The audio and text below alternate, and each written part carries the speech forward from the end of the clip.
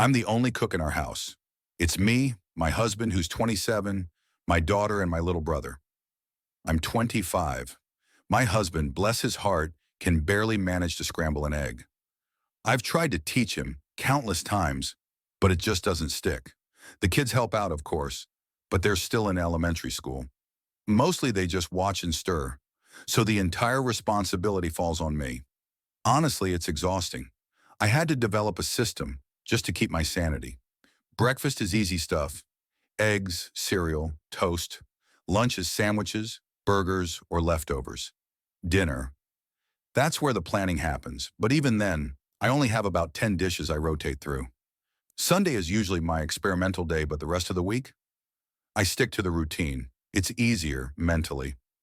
Less to think about. Then came the pasta incident. Just a simple fettuccine alfredo with chicken. As we were eating, my husband casually drops, "It would be nice if you made, fancier dishes." I stopped chewing. "Fancier?" I asked, trying to keep my voice even. He elaborated, wanting more variety, especially more meat dishes. "Okay, fine. Variety. I could do that." The next grocery trip, I started grabbing ingredients I wouldn't normally buy. Exotic spices, different sauces. I was feeling almost excited. But then I saw my husband's face. He was getting all red and puffy. We reached the meat aisle, and I started loading up on beef cuts. Ribeye, sirloin. That's when he snapped.